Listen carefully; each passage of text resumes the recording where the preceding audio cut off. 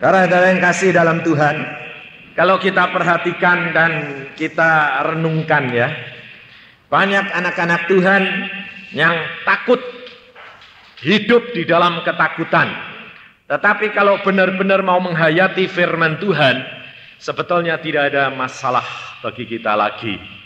Kalau MC tadi, saudara yang jadi MC, kemarin mengatakan, aku tuh gemeteran loh, gemeteran, gak bisa ngomong. Kalau tuh bingung. Kamu kan punya Tuhan, jalan dengan Tuhan. Imanmu di mana? Percaya. Sembahyang jadi musik. Saudara lihat tadi kalau jadi MC kelihatan orang takut? Enggak toh? Kelihatannya kayak sudah ahli gitu loh. Sebetulnya dengan Tuhan tuh harus begitu. Sebabnya apa?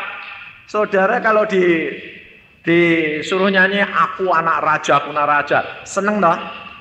Tapi masih ada rasa takut-takut. Coba kalau presiden yang datang, kamu tak angkat anak, rebutan enggak? Enggak ada satu yang enggak berdiri rebutan. Apalagi kalau dibatasi cuma 10. Injak-injak ya mau, enggak apa-apa. Padahal Tuhan kita itu yang punya langit bumi. Tapi kok saudara takut tuh bagaimana? Sebab apa? Sebab Tuhan tuh enggak kelihatan. Ini loh masalahnya. Kalau Tuhan itu kelihatan, datang lalu menyatakan diri, nah itu lalu bilang, ya gitu ya aku bisa percaya, betul enggak? Itu bukan iman. Iman itu adalah percaya sesuatu yang tidak kelihatan. Baru nanti jadi suatu kenyataan. Tapi saudara mintanya apa? Lihat dulu baru percaya. Itu bukan iman. Maka dari itu saudara, engkau harus belajar firman Tuhan dan imani. Saya berani bersaksi di sini karena apa? Karena seluruh kehidupan saya menyatakan bahwa benar-benar Alkitabiah dan amin. Benar. Sebab Allah kita itu luar biasa.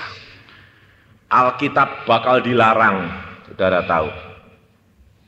Tapi kita tidak usah takut, Allah sudah menyediakan yang terbaik. Kalau saudara tidak mau baca Alkitab, kapan lagi? Waktunya akan datang, Alkitab akan dilarang. Dan saudara akan cari Alkitab, tidak ada. Di mana-mana. Dan kalau engkau sudah tahu tidak ada, baru rasanya kehausan akan firman Tuhan kamu merasa. Saya sendiri sudah mengalami sekarang, setiap hari harus baca Alkitab. Kalau saya tidak baca, rasanya itu ada sesuatu yang hilang. Jiwa, roh saya sedih, haus, lapar. Itu makanya saya bilang, Alkitab ini benar-benar saya sudah alami semuanya. Dan ini mentekel masalah-masalah kita.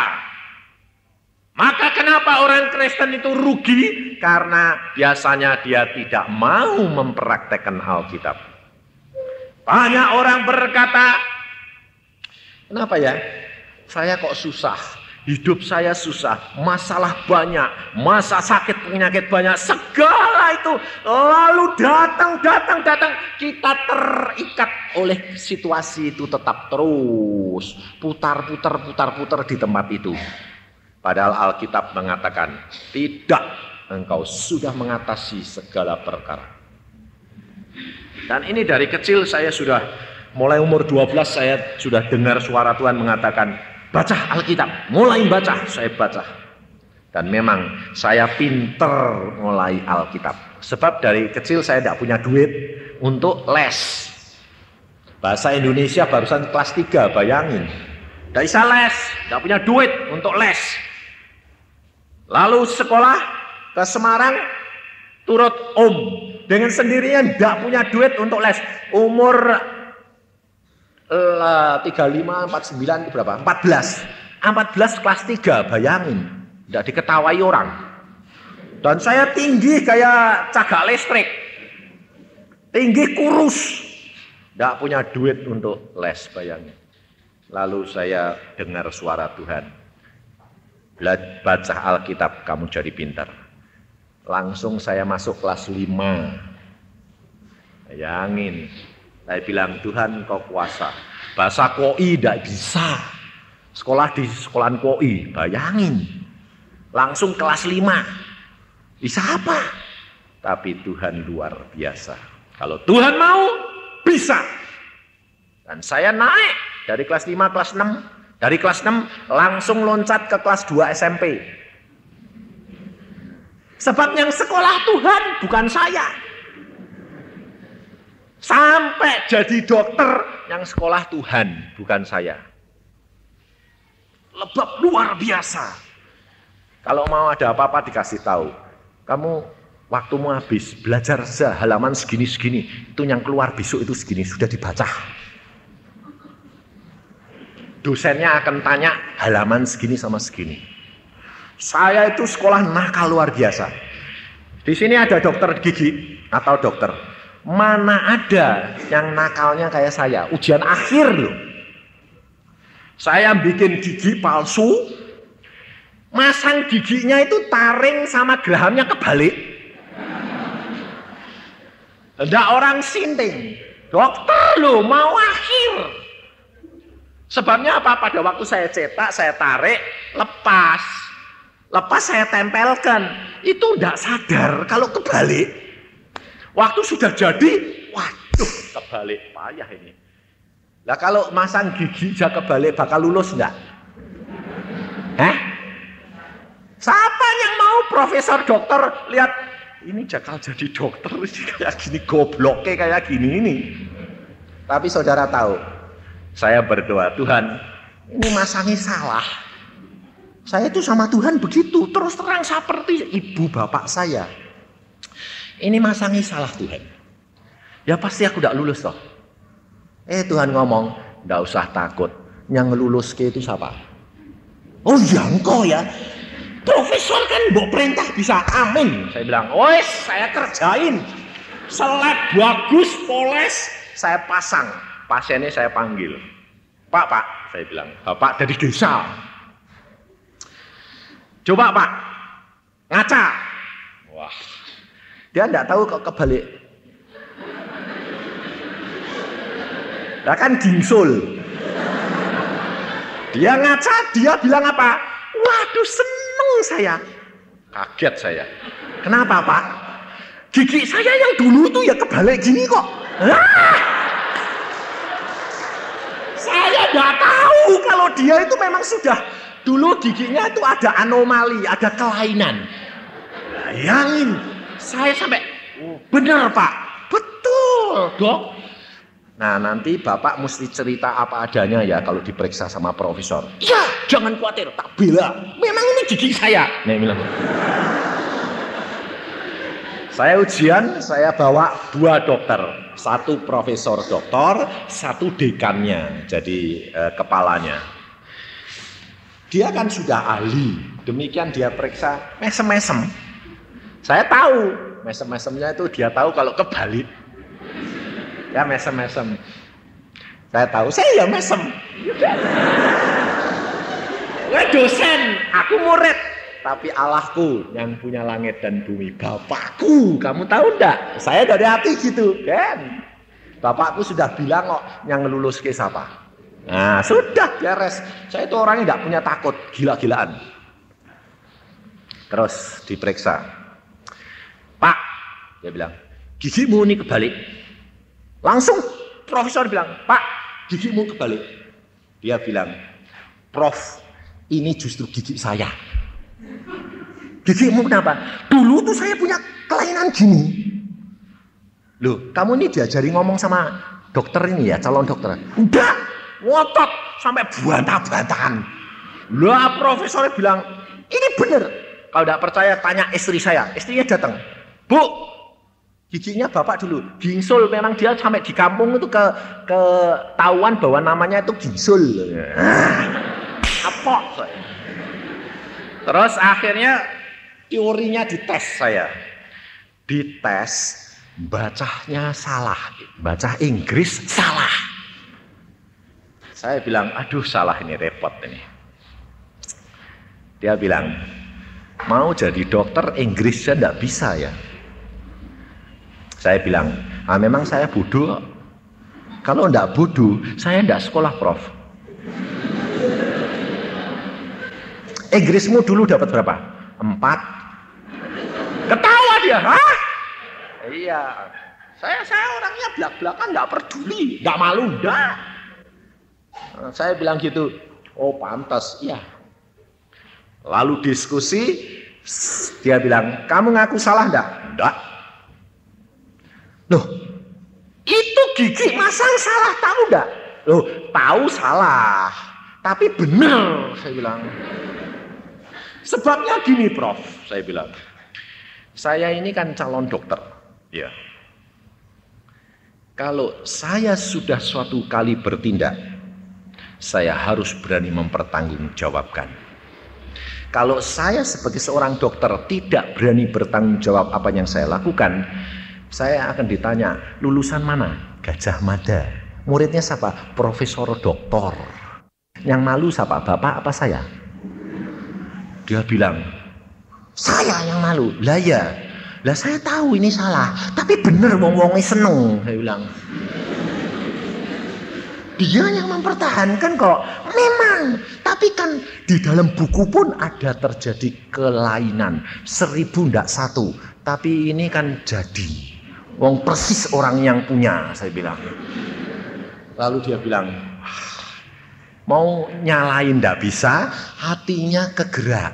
Dia bilang, ya benar ya, ya sudah lulus kamu. Iya. Saudara tahu, lalu keluar, dekannya itu lebih muda. Ini profesor doktornya sudah tua.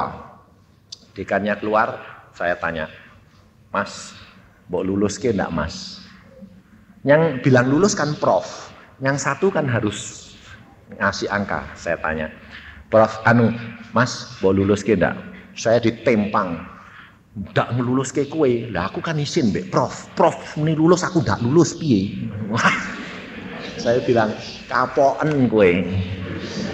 Ya, aku punya Tuhan, yang sekolah itu Tuhan. Ini loh saudara, karena apa? Saudara tidak hidup di dalam firman, maka Allahmu tidak dapat menolong. Dan engkau menghadapi segala masalahmu sendiri. Engkau hadapi sendiri dengan cara-caramu sendiri. Tapi kalau engkau berjalan dengan Tuhan, Tuhan yang akan menyelesaikan segala-galanya. Anak saya yang di negeri Belanda, perempuan 1, tidak ada family. Dari sana saya tanya, takut sekolah? Enggak. Kenapa? Nah, yang sekolah Tuhan bukan aku. Wah, saat lebih bapaknya aku. Dan saudara tahu, ya segala perkara dengan Tuhan. Waktu saya masih di sana itu, dia disuruh belajar sama dosennya bahasa, dikebut terus. Dia tidak biasa kalau siang itu tidak tidur. Di sini kan sekolah kan cuma jam 1, kemudian sudah istirahat. Sana dari jam 8 sampai jam 5. Siang tidak tidur, ngantuk dia. Pada waktu istirahat antara jam 12 sampai jam 2, dosennya bilang, pelajari ini. Berapa halaman suruh ngapalke. Waduh, dia pada waktu habis makan ke kantin, teman-temannya semua belajar. Dia bilang, Tuhan, aku ngantuk luar biasa. Piye Tuhan, ini harus belajar, nanti dek dipanggil, ndak jawab, disuruh keluar. Tuhan bagaimana? Tuhan mengatakan apa? Tiduro. Tak tidur ya Tuhan, tiduran. Bermakan, dah meja tidur. Jam 1:30 bangun, lihat-lihat, dia bilang, enggak bisa, enggak mungkin, isa nih belah, maju. Dosennya bilang gini, semua sudah belajar? Dia ya diem saja toh, enggak berani ngomong. Lah wong sing ndak ajar dia sendiri ya tidur. Dia takut, Tuhan yang ngomong suruh tidur engkau loh. Dia aku dikeluarke ya karena engkau. Dah diem. Tak taunya dosennya bilang apa? Kamu belajar semua ya? Ya. Tapi tidak bisa toh? Ya tidak bisa. Kalau bisa itu nyontek. Sebabnya apa? Pelajaran itu belum pernah saya pelajarin. Saya mau tahu kamu suka nyontek atau tidak. Kalau yang tidak bisa itu benar, yang bisa itu nyontek. Dia terus melongok bilang, puji Tuhan, memang aku tidak ajar kok. Ya tidak bisa apa-apa. Jadi malah yang ngomong di situ ketahuan semua karena apa? Minta catatannya kakak-kakaknya yang lebih senior. Dia tidak punya mau tidur. Ini loh saudara. Berjalan dengan Tuhan setiap langkah mulai dari sedikit. Kalau kesaksian tadi perkara apa? Perkara buka kon pintu jatuh. Loh, tapi saudara tahu, coba deh ketutupan dok WC. Jam-jaman coba alami nerak kowe keringetan loh. Saya sendiri pernah di sana itu ketutupan lift. Liftnya macet. Bayangin, lift buat orang 12 dimuati orang 16. Untel-untelan, grek, wes tidak bisa maju, tidak bisa mundur. Anak saya di sana, saya bilang gini, kowe ngalami gini, Be? Oh, saya puji Tuhan. Saya juga puji Tuhan, saya bilang. Kenapa? Lah saya boleh ngalami karena papa ada kok. Tedokne lift gini aku dhewean piye setengah mati, tidak tahu ngerti. Gak bisa cara lodo, piye le ngomong. Nah, sekarang ada papa kan lumayan. Diam saja. Nanti kan pertolongan datang. Yang ribut orang yang di luar, didungkel-dungkel akhirnya keluar semua. Ini loh saudara. Anak-anak saya itu menjalankan semua. Anak saya yang laki itu, saudara tahu kalau sekolah. Dari 3 anak yang paling tidak pateo pinter dia. Yang nomor 2. Yang nomor 1, yang perempuan tuh pinter. Yang nomor 3 pinter. Yang nomor 2 ini tidak pinter. Tapi karunianya lebih banyak. Ya dapat karunia penglihatan, dapat segala macam. Tuhan bilang apa? Tidak usah takut. Kowe dak pinter, aku tahu. Tapi dek kowe nyandar mbek aku, segala sesuatu aku yang sekolah. Waktu ujian tuh SMP itu takutnya setengah mati. Dia bilang, "Pak, aku dek secara manusia ndak lulus kok, Pak." Kenapa? Lah ndak bisa kabeh itu. Loh, kowe kan punya Tuhan. Iya. Tuhan mau nolong. Mau. Lah piye, Pak? Sandar dan percayakan. Engkau belajar sedapat-dapatnya, setelah itu percayakan Allahmu. Allahmu yang akan sekolah nanti kamu. Papa ngalami kok, kowe ndak ngalami. Ya wis. Dia belajar sedapat-dapatnya, setelah itu santai. Ndak tak marahi, percaya kowe akan lulus. Dan waktu ujian milih A, B, C, D, jawabannya kan gitu, harus dikasih ballpoint. Dia bilang apa? Pulang-pulang, "Pak, Tuhan luar biasa." Saya lihat gitu sudah ketakutan, saya coba gini, "Tuhan, Engkau kerjakan ya Tuhan, aku tak niru ya Tuhan." Ternyata di kolong-kolong jawaban itu sudah ada item-itemnya, dia tinggal ngitemin. Nomor 1, oh nomor A, nomor 2, oh C. Itu dia lihat itu ternyata sudah dihitemi Tuhan. Tinggal dia nebeli sama ballpoint. Terus bayangin. Sampai gurunya bingung. "Lu ujianmu kok bagus-bagus? Kowe nyontek." "Lah ujiannya dari sang nyontek toh, Bu." "Lah dari mana?" "Lah sudah ada item-itemnya." "Hah? Lah ada item-itemnya piye?" "Jawabannya sudah nemplek di situ." "Masa?" "Lah ndak tahu, aku cuma niru kok." "Hah?" Dan sekarang tetap dia lulus. Sekarang sudah kelas 2 SMA, umurnya barusan 16. Sing sekolah itu Tuhan, bukan kita. Kita itu cuma alat dipakai. Demikian juga malam ini. Saya itu cuma alat. Aku tidak punya apa-apa. Tidak pernah sekolah Alkitab. Tapi Tuhan mau pakai karena Dia yang mau memakai saya untuk menjadi saluran. Tidak ada masalah Kalau saudara percaya sungguh-sungguh dalam perkara apapun, Allahmu bertindak dan menolong kau. Pada waktu saya masih muda, masih sekolah di SMA, ayah dan ibu saya itu dari kecil tuh ribut terus. Kata orang dunia bilang apa? Oh, gak iso, mbok bapakmu itu pring segrit. Tahu pring segrit? Artinya itu pring kalau ketemu pring. Ketemu ya kriet.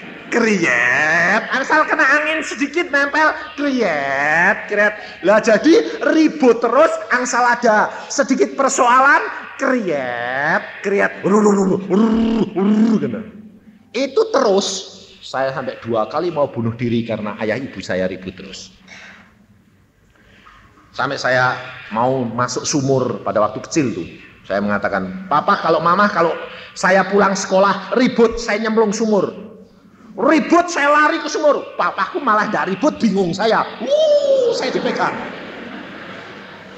Oh, papa yang ribut kok kamu? Malu. Saya bilang, hidup tidak ada damai. Saya bilang, katanya anak Tuhan tapi nyatanya enggak. Saya bilang, pinter Alkitab tapi bohong. Saya bilang, saya gitu orangnya. Memang keras hati. Dan saya mengatakan, Tuhan, kalau engkau memang nyata, berikan damai sejahtera. Dan saya mau ngalami, saya mau jadi saksi, saya harus ngalami secara pribadi.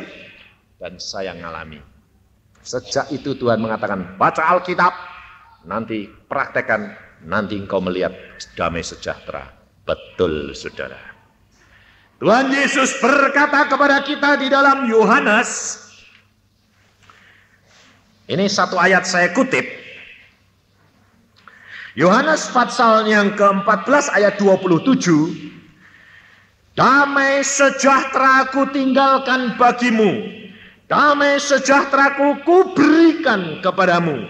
Dan apa yang ku berikan tidak seperti yang diberikan oleh dunia kepadamu. Janganlah gelisah dan gentar hatimu. Loh.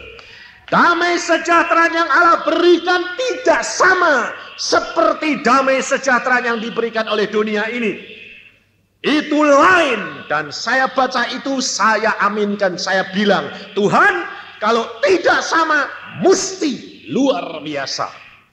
Dan Tuhan buktikan. Buktiin benar.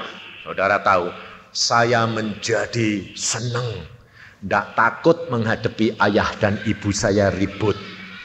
Lalu pada waktu saya sekolah di Jogja, masih di Semarang, saya pada satu malam mendapatkan mimpi. Dan ternyata mimpi itu jawaban Tuhan. Mimpinya aneh. Matahari di sana, bulan di sana. Saya lihat, loh ini kok lucu, mataharinya di sana, bulan di sana. Lalu saling mendekati. Nempel. Pada waktu nempel keluar darah. Darahnya netes. Saya lihat darah semuanya. Waduh, darah. Lalu ada suara yang berbicara. Panggil kakak adikmu, semuanya kumpul.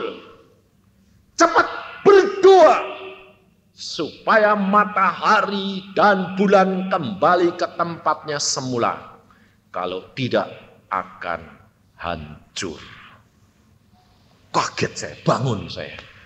Wah, mimpi kok dahsyat gitu. Apa artinya Tuhan? Lalu Tuhan berkata, baca Alkitab. Yusuf pada waktu itu juga mimpi perkara bulan dan matahari dan bulan. Matahari adalah ayahmu, bulan adalah ibumu. Akan terjadi pada satu saat dia bertemu, ribut, dan akan hatinya luka.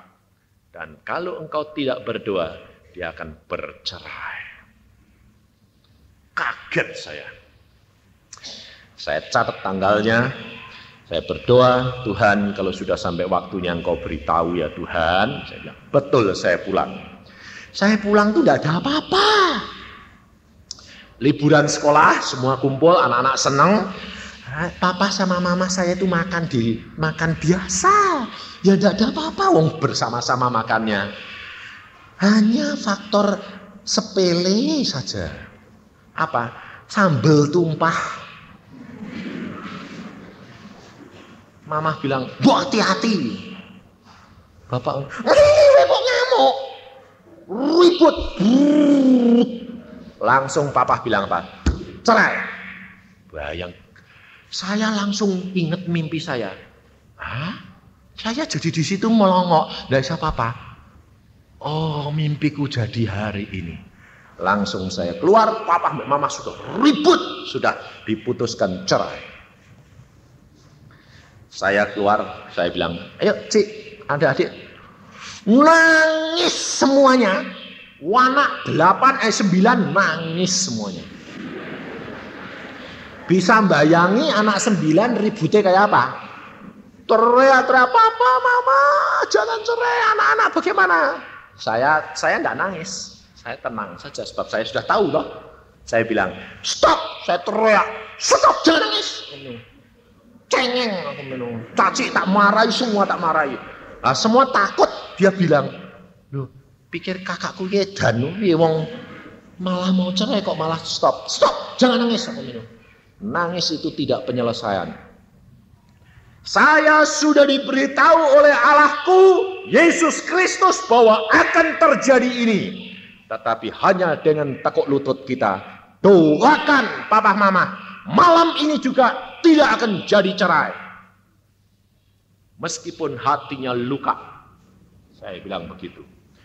Lalu diam semua. Kumpul kita berdoa.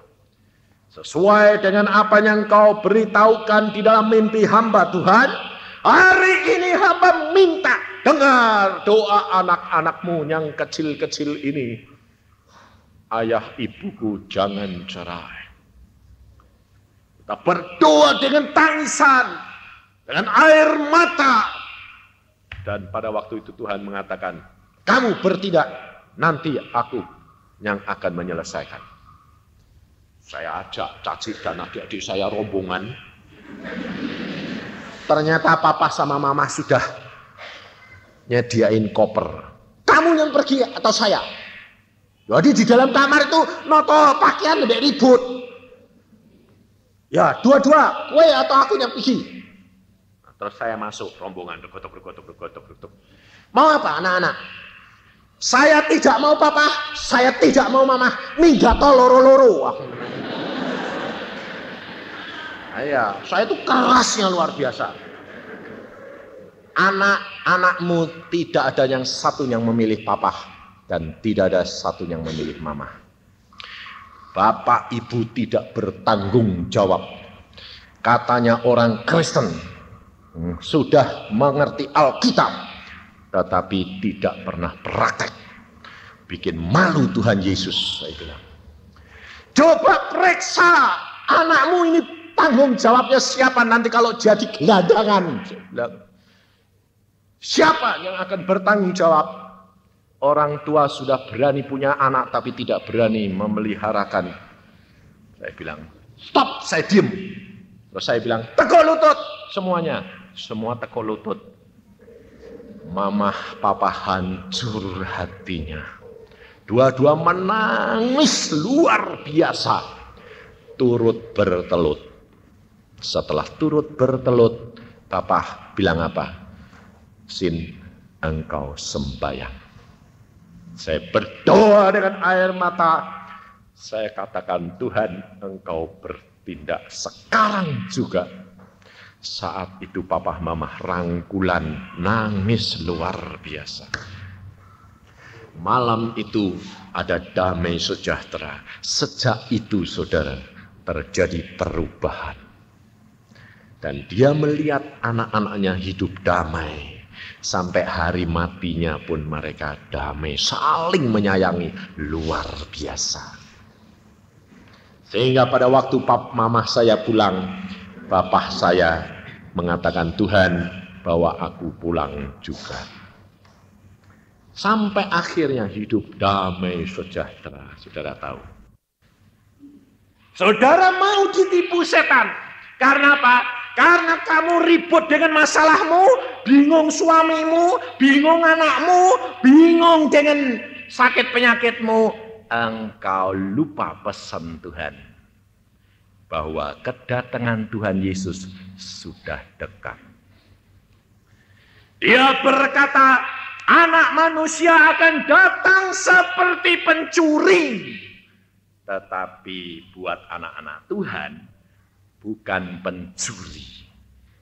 Dia harus tahu waktu dan saatnya Yesus datang kembali. Iblis tahu anak-anak Tuhan kalau tidak ditipu dengan masalah, tidak akan lupa perkara kedatangannya Yesus.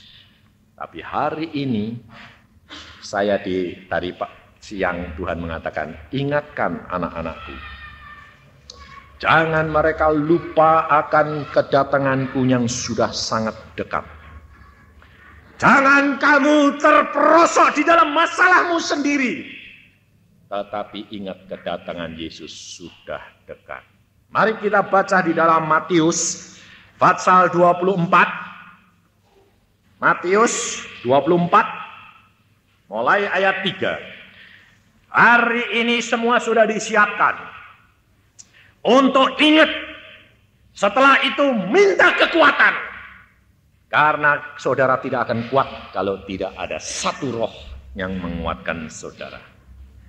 Firman Tuhan di dalam Matius pasal yang ke-24 ayat yang ketiga mulai.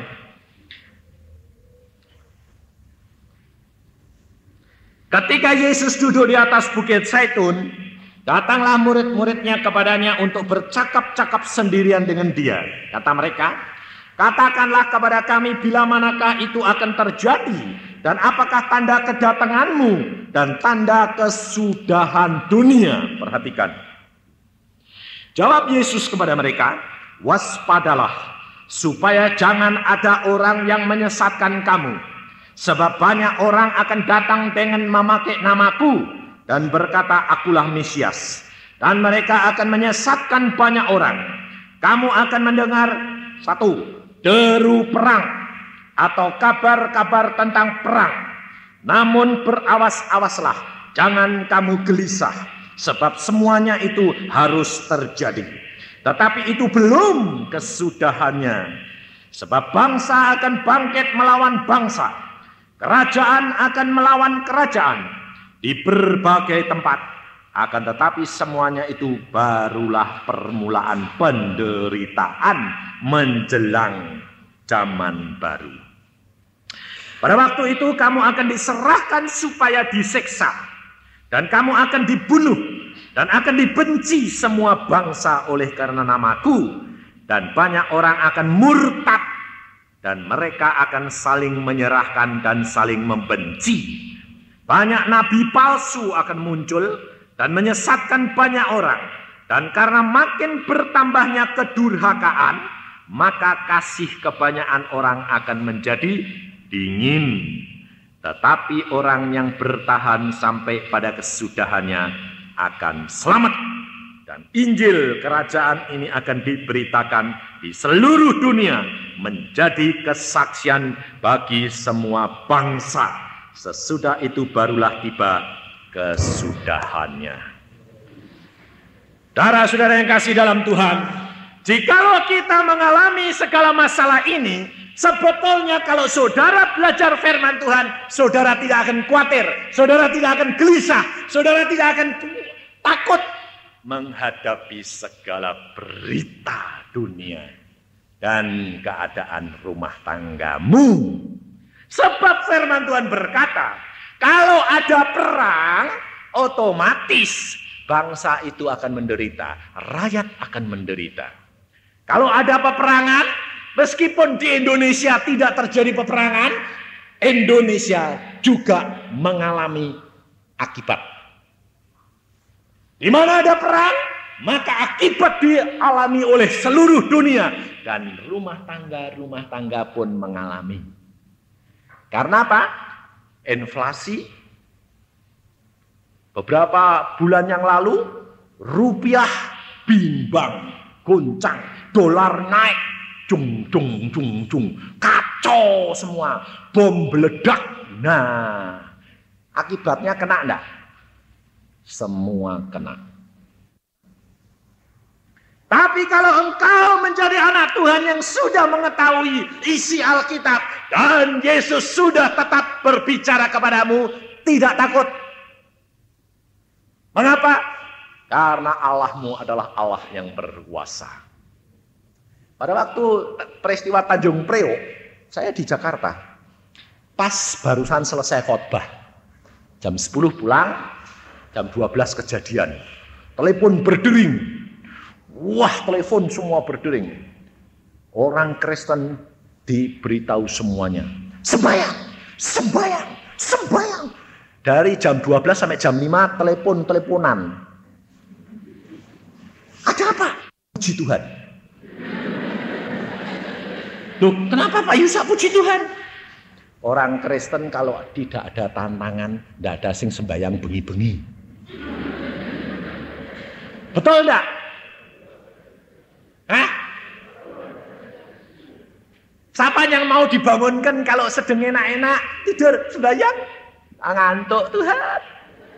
Tapi kalau ada ribut-ribut, dunggang-dunggang, sembayang bakar-bakaran, semalam enggak tidur, sembayang terus.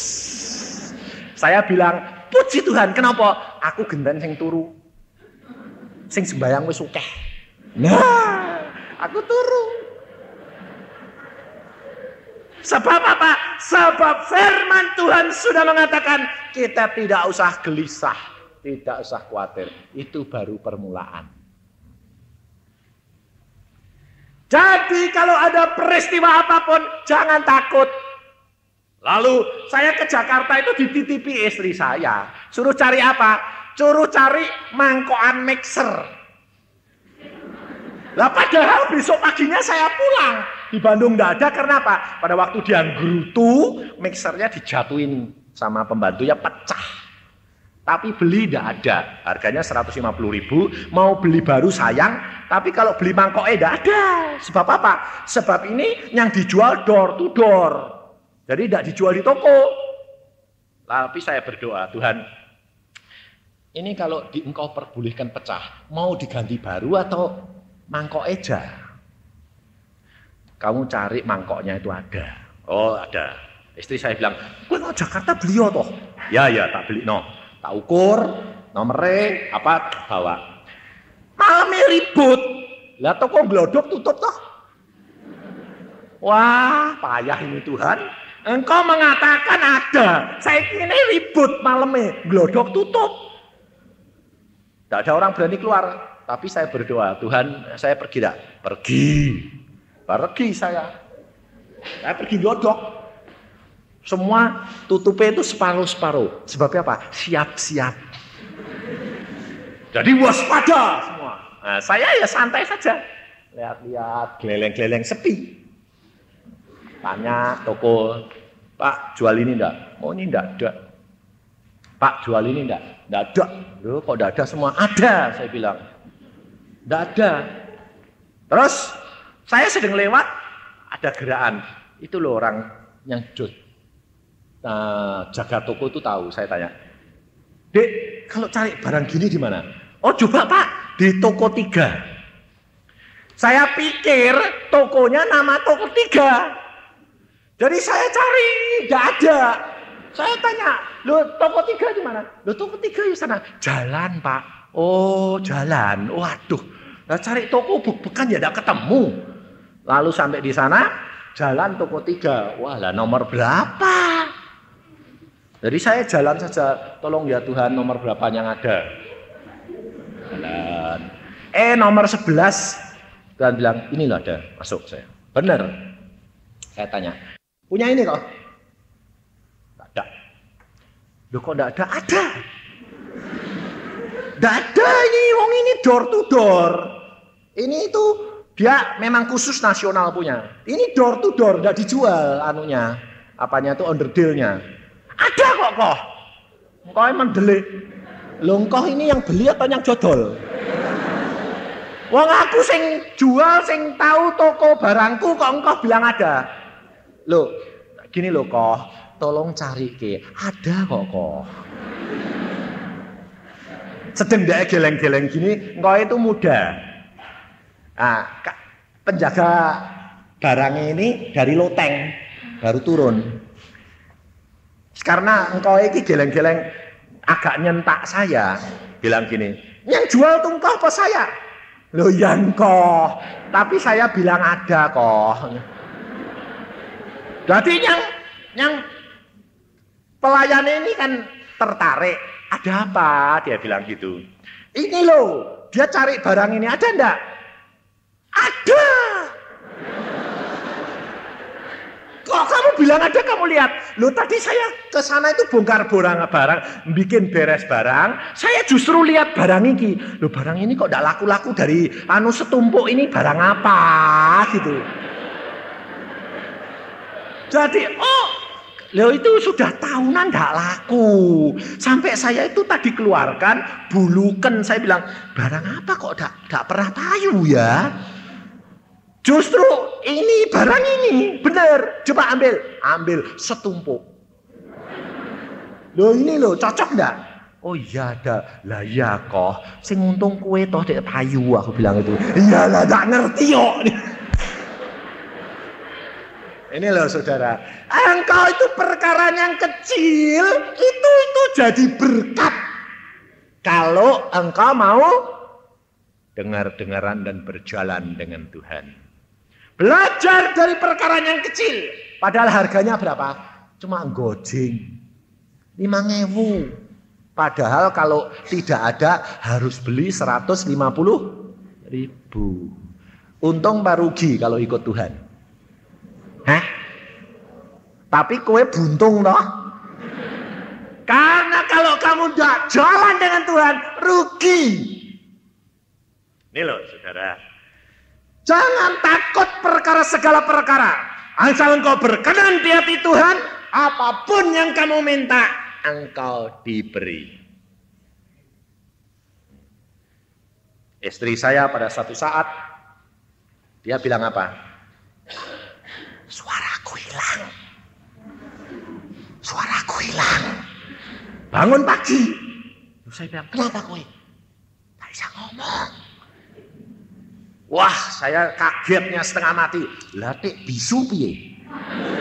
Wah, aku bilang, Tuhan, istrinya Yusa tek bisu. Wah, aku khotbah bingung Tuhan. Bilang apa? Saya bilang. Lalu Tuhan bilang, enggak usah takut.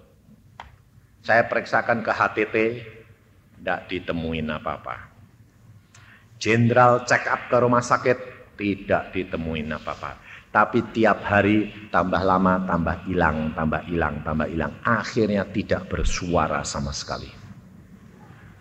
Saya bilang, loh Tuhan, kok tambah hilang? Coba akhirnya periksa diri. Aku gak salah kok. Ya sudah, ngucap syukur. Saya bilang, ya wes ngucap syukur. Tapi tidak bersuara. Lalu saya bilang, Tuhan ini bagaimana ini? Suruh kur. Dia itu dulunya turut kur, terus sudah tidak mau. Suruh kur. Loh malah tidak bisa bersuara kok suruh kur. Lah yang mbok melu kok. Lah ya diguyu. Wong tak keluar suarane. Tidak apa-apa, melu nurut Tuhan sih. Oh disuruh kur. Terus pergi dokternya bilang apa? Istirahat, jangan bicara.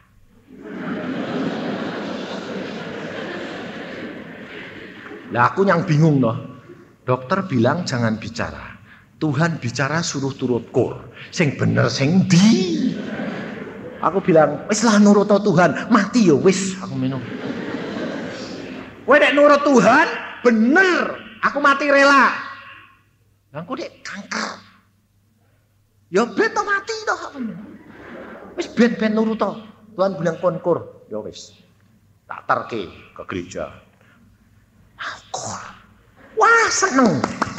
Saudara-saudaranya seneng. Wah kowe balik meneh kur. Tapi suaraku udah ada. Nah, biasanya justru dia yang suara satu paling kuat dicagerke. Tapi hari pertama ada apa-apa nih. Hari kedua dia bilang, wah isin aku. Wes toh nuruten. Nurut. Hari ketiga nyanyi. Tuhan tek meh jebol ben jebol. Pokoknya aku gembor. Dia nyanyi, wah keluar brol, sembuh total saat itu. Sampai nyangkur semua bilang, suaramu kok melengking. Lah, sekarang wis metu beres. Sampai pulang, puji Tuhan, napa? Lu kok buantermu gembor-gembor, wis beres, balik. Anak-anak bilang, "Mah, nurut Tuhan itu lo enak ya, Mah." Nang, tapi wedine itu loh. Nah, saudara tahu. Jangan takut. Kalau engkau sudah dapat rema, jalankan. Mati untung. Hidupku untuk Yesus. Menurut Yesus. Tapi kalau mati untung. Sebabnya apa? Anak Tuhan harusnya. Jangan takut. Mati itu tidak bakal sakit. Cuma pindah tempat. Loh, soalnya apa? Engkau sudah disediai tempat di sana. Nah, salahmu apa? Engkau tidak mau lihat. Sebab apa? Pengen wedi mati, jadi ojo dideloki sik ya Tuhan. Salahmu. Kalau saya, ibu saya dulu mau sakit, saya bilang, "Ma, cepat. Cepat apa? Minta mbek Tuhan, lihat rumahmu di surga, di Firdaus itu kayak apa. Ayo, ada anak-anak sini, mak-mak ngongkong di sini. Kalau ada anak ngomong gitu, itu kurang ajar enggak? Kalau orang dunia bilang apa? Kowe seneng gelis mati yo. Kurang ajar, kok sebab untuk warisan, kok enak. Nah ya. Saya enggak, saya ngomong terus terang. Mah, cepat minta Tuhan lihat rumahmu. Kenapa? Waktumu tidak lama lagi. Aku terus terang. Saya orang berbelak-belakan. Mama saya kasih tahu. Mah, waktumu sudah tidak lama lagi. Kamu sudah disembuhkan Tuhan, tidak sakit-sakit lagi. Tapi waktumu tinggal sebentar. Kamu berdoa, minta sama Tuhan, lihat rumahmu. Sore itu jam 3 dia tidur, ngorok, enak luar biasa. Papa sampai bilang, aku belum lihat mamahmu tidur bek mesem-mesem. Mesem-mesem piye? Seneng ketawa. Diem, ketawa lagi. Tidurnya kenapa? Bangun saya tanya, Mah, gue tadi kok ketawa-ketawa apa? Wah betul Nang. Rumahku di sana penuh dengan permata berlian. Tempat tidurku aja dari berlian. Apa ndak sakit? Dulunya tak pikir ya atos. Empuk luar biasa. Lalu dia bilang, wah seneng Nang di sana, seneng. Mama sudah siap? Sudah. Saya sudah tahu rumahku di sana, seneng luar biasa. Ndak ada tempat yang lebih indah daripada di sana. 2 bulan kemudian Mamah pulang. Ndak usah takut menghadapi segala perkara. Kalau Tuhan Yesus sudah pesan kepada kita, sewaktu-waktu aku akan jemput engkau. Jangan takut menghadapi segala masalah. Itu akan terjadi. Itu permulaan daripada penderitaan untuk akhir zaman di mana aku datang kembali menjemput anak-anakku. Kalau kamu dengar akan peperangan, kamu dengar akan resesi, kau dengar kelaparan, engkau malah siapkan dirimu. Dan kalau masalah-masalah keluargamu malah tambah banyak, engkau siapkan dirimu. Ucapkan syukur. Pasti engkau dilepaskan. Sebab firman Tuhan yang berkata, kalau engkau tetap berpegang akan firman-Ku, di dalam Wahyu pasal 3, kita baca, Wahyu pasal 3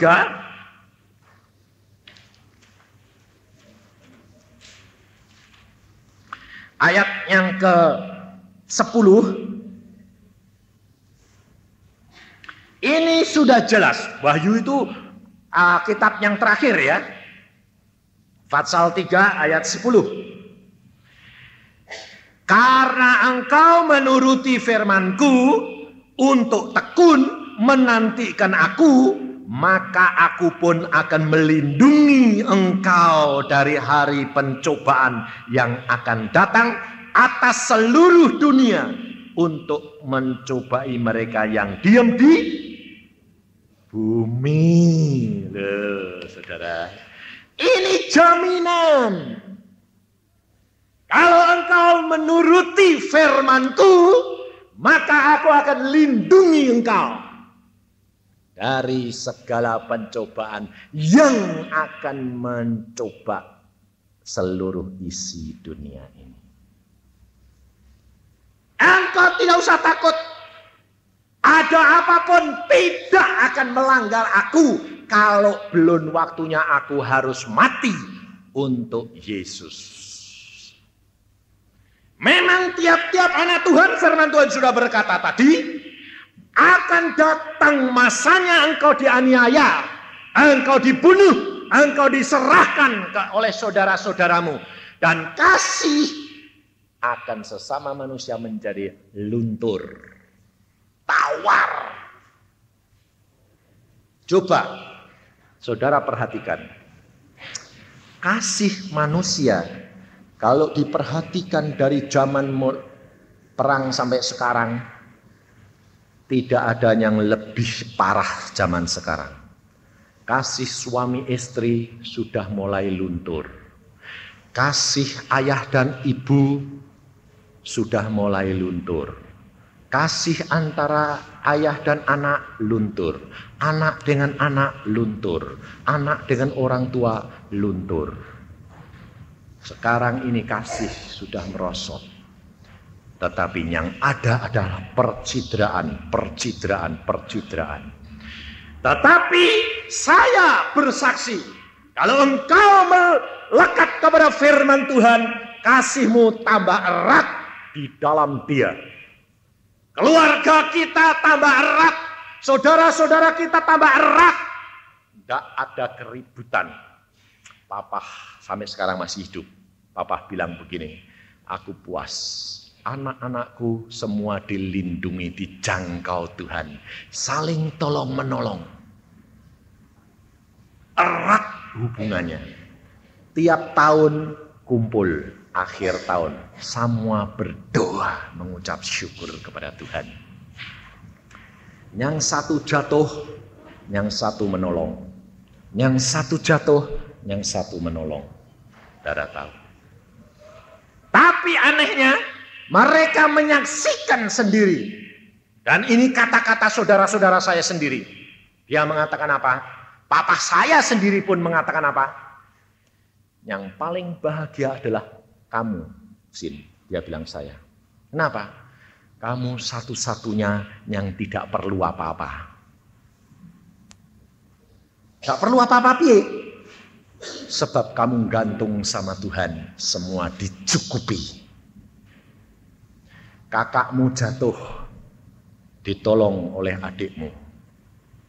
Kakakmu yang satu ini jatuh, ditolong oleh adikmu yang lain. Tapi kamu tidak pernah jatuh, malah kamu enak-enak jalan-jalan ke luar negeri. Semua saudara saya 9 belum ada yang bisa satu keluarga pergi, kecuali saya. Dia bilang, kamu ini tidak punya duit, dah dunia. Tapi kalau butuh kok ya dikasihi. Aneh. Dia bilang. Butuh captio, dapat captio. Tapi kalau tidak butuh, cetio. Dadak-dadak dikasih. Bagaimana? Saya bilang, Alkitab berjanji. Kalau engkau hidup berkenan, apapun boleh terjadi. Apapun yang kau minta, aku beri. Boleh melanda segala perkara, tetapi tidak melanda anak-anakku sebelum waktunya. Memang tiap anak Tuhan harus melalui baptisan api. Anak-anak Tuhan harus melalui baptisan air, baptisan Roh Kudus, dan baptisan api. Api adalah pencobaan. Saya sudah siap, sebab baptisan air sudah, baptisan Roh Kudus sudah, baptisan api kecil-kecilan sudah diajari. Tapi nanti kalau yang besar, segera saya pulang. Enak toh? Enak. Sampai di sana saya bilang, di Tuhan, rumahku ini. Aduh, senengnya. Nanti kalau saudara-saudara lihat, Pak Yusa kok di sana? Lah kamu di mana? Di dalam alam maut. Panas. Loh, salahmu dewek. Sudah saya peringatkan, tapi kamu tidak mau. Nah, ini loh saudara. Sebab firman Tuhan mengatakan, saya harus jadi saksi. Bukan jadi pemberita, tapi saksi. Seorang saksi harus sudah lihat apa yang dialami. Dan itu saya sudah lihat. Maka saya berani menyaksikan kepada saudara. Kemarin ada seorang anak muda mengatakan begini. Om, saya mau tanya. Om dibawa ke Firdaus itu apa sungguh? Loh, ini terus terang ada yang tanya gitu dalam hatinya toh ya. Apa bener toh menungso kok digawa Firdaus? Kok enak? Nah, terus saya ganti tanya. Apa untungnya saya bohongi kamu? Apa kue itu tak bohongi itu kayak duit aku kanityo? Kayak kolektornya cepet-cepet kanityo. Loh bener enggak? Aku bohongi Anda lalu dapat duit 100 juta ngono isih tak nikmati. Kalau saya bohongi kamu, aku nanti itu firman Tuhan berkata apa? Semua pendusta, semua pembohong. Dalam Wahyu pasal 12, supaya saudara tahu, supaya kita tahu malam ini malam akhir loh. Jangan enak-enak, nanti malam ada yang mati. Nanti malam jemput Tuhan, gak ngerti. Tapi selamat. Wahyu pasal 22, jadi kitab yang terakhir, pol-polan. Ayat 14 dan 15. Berbahagialah mereka yang membasuh jubahnya. Mereka akan memperoleh hak atas pohon-pohon kehidupan dan masuk melalui pintu-pintu gerbang ke dalam kota itu. Tetapi anjing-anjing, tukang-tukang sihir, orang-orang sundal, orang-orang pembunuh, penyembah-penyembah berhala, setiap orang yang mencintai dusta dan yang melakukannya tinggal di luar. Kalau saya bohong, untungnya apa? Kamu masuk surga, saya di luar. Saya bilang begitu. Saya saksi. Lalu saya katakan sama pemuda itu, meskipun engkau berbincang-bincang dengan saya, percuma. Tetapi saya katakan, baca Alkitab, alami. Kalau tidak jadi, jangan jadi orang Kristen. Itu tantangan saya. Sebab saya terus terang menghadapi mahasiswa-mahasiswa di Bandung yang pakai otak kritis semua. Dia bilang, Om, mana mungkin? Baca Alkitab, alami. Apa yang saya katakan kalau tidak terjadi, jangan jadi orang Kristen. Alami sungguh-sungguh. Dia bilang apa? Luar biasa, Om. Aku ngalami semuanya. Tuhan berbicara langsung. Tuhan berbicara melalui mimpi. Tuhan berbicara melalui peristiwa. Wah, luar biasa Allah kita. Dan dia bilang apa? Tak praktekke Om. Bahwa Tuhan itu sekolah bersama dengan saya untuk ujian demi ujian. Itu memang betul. Kita hidup pelaku firman. Makanya anak saya di negeri Belanda tidak pernah saya pikiri. Kalau ada apa-apa Tuhan kasih tahu saya. Ini anakmu gini, tulis surat. Sampai pacarnya bilang apa? Waduh, kita ini pacaran dimonitor terus mbek papa ya? Iya. Saudara tahu dia mulai pacaran lebih erat, mulai main ciuman. Saya tulis surat. Jangan cepat-cepat cium-ciuman, enggak. Tak tulisi surat ya. Ya model saya. Waduh, pacarnya baca.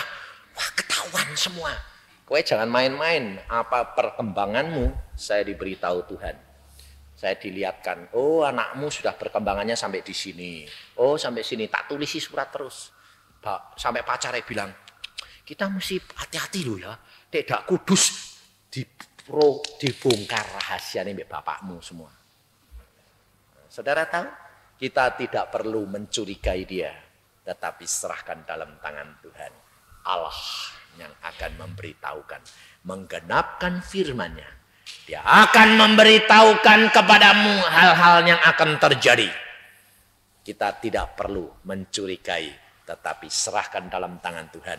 Hidup kita damai dan sejahtera bersama dengan Dia. Amin. Mari kita berdoa.